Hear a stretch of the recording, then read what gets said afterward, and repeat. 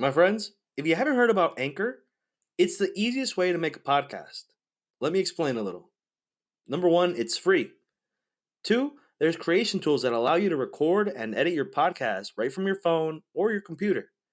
Anchor will then distribute your podcast for you, so it can be heard on Spotify, Apple Podcasts, and many, many more. You can make money from your podcast with no minimum listenership. It's everything you've ever been looking for to make a podcast in one place.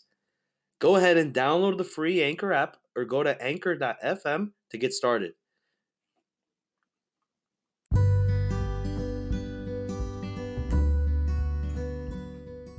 My fellow citizens, we observe today not a victory of party, but a celebration of freedom, symbolizing an end as well as a beginning, signifying renewal as well as change. For I have sworn before you and Almighty God the same solemn oath our forebears prescribed nearly a century and 3/4 ago. The world is very different now, for man holds in his mortal hands the power to abolish all forms of human poverty and all forms of human life. And yet, the same revolutionary beliefs for which our forebears fought are still at issue around the globe. The belief that rights of man come not from the generosity of the state, but from the hand of God. We dare not forget today that we are the heirs of that first revolution. Let the word go forth from this time and place to friend and foe alike, that the torch has been passed to a new generation of Americans, born in this century, tempered by war, disciplined by a hard and bitter peace, proud of our ancient heritage, and unwilling to witness or permit the slow undoing of those human rights to which this nation has always been committed, and to which we are committed today at home and around the world. Let every nation know, whether it wishes us well or ill, that we shall pay any price, bear any burden, meet any hardship, support any friend, oppose any foe, in order to assure the survival and the success of liberty. This much we pledge and more. To those old allies whose cultural and spiritual origins we share, we pledge the loyalty of faithful friends. United, there is little we cannot do in a host of cooperative ventures. Divided, there is little we can do, for we dare not meet a powerful challenge at odds and split asunder. To those new states whom we welcome to the ranks of the free, we pledge our word that one form of colonial control shall not have passed away merely to be replaced by a far more iron tyranny. We shall not always expect to find them supporting our view, but we shall always hope to find them strongly supporting their own freedom.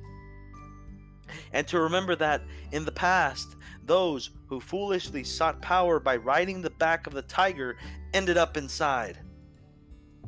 To those people in the huts and villages across the globe struggling to break the bonds of mass misery, we pledge our best efforts to help them help themselves, for whatever period is required.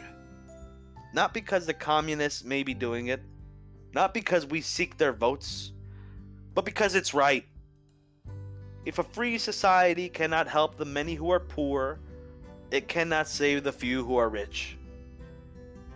To our sister republics south of our border, we offer a special pledge to convert our good words into good deeds, in a new alliance for progress to assist free men and free governments in casting off the chains of poverty.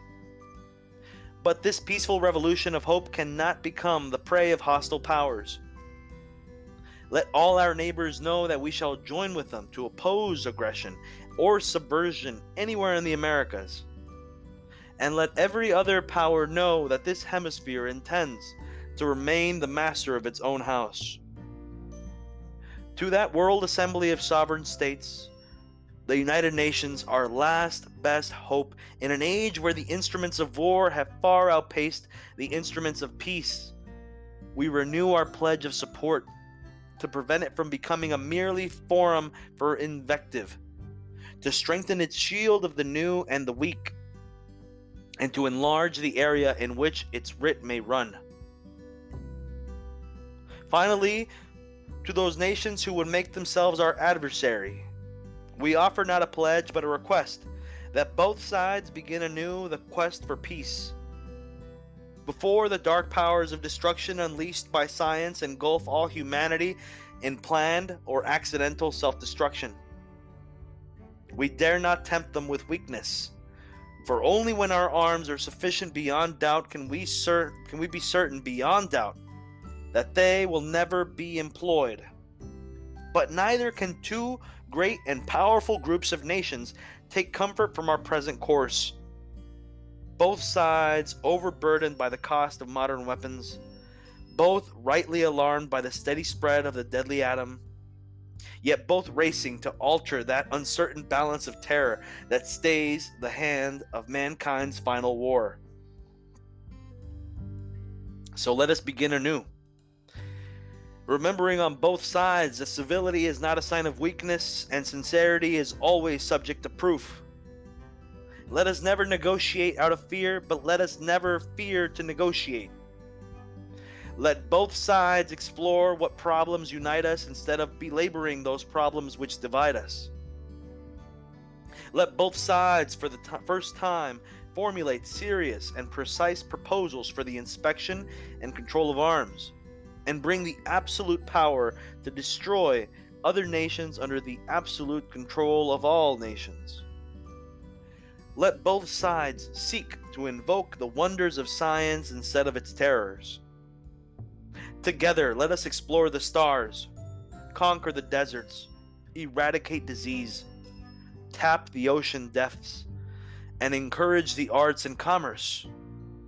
Let both sides unite to heed in all corners of the earth the command of Isaiah to undo the heavy burdens and let the oppressed go free. And if a beachhead of cooperation may push back the jungle of suspicion, let both sides join in creating a new endeavor. Not a new balance of power, but a new world of law, where the strong are just and the weak secure, and the peace preserved. All this will not be finished in the first 100 days, nor will it be finished in the first 1,000 days, nor in the life of this single administration, nor even perhaps in our lifetime on this planet. But let us begin.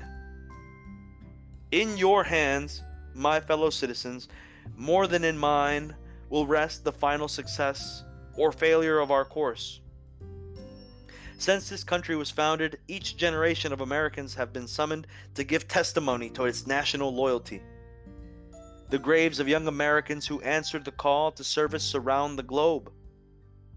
Now the trumpets summon us again, not as a call to bear arms, though arms we need, not as a call to battle, though embattled we are, but a call to bear the burden of a long twilight struggle, year in and year out, rejoicing in hope, patient in tribulation.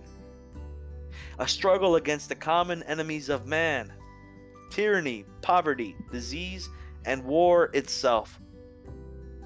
Can we forge against these enemies a grand and global alliance, north and south, east and west, that can assure a more fruitful life for all mankind?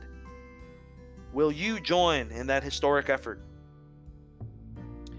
In the long history of the world, only a few generations have been granted the role of defending freedom in its hour of maximum danger. I do not shrink from this responsibility. In fact, I welcome it. I do not believe that any one of us would exchange places with any other people or any other generation. The energy, the faith, the devotion which we bring to this endeavor will light our country and all who serve it. And the glow from that fire can truly light the world.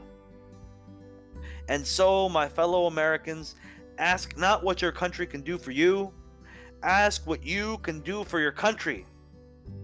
My fellow citizens of the world, Ask not what America will do for you, but what together we can do for the freedom of man. Finally, whether you are citizens of America or citizens of the world, ask of us the same high standards of strength and sacrifice which we ask of you.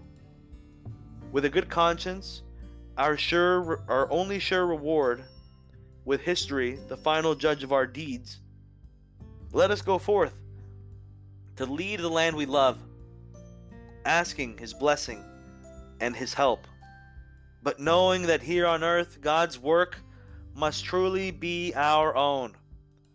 Thank you so much.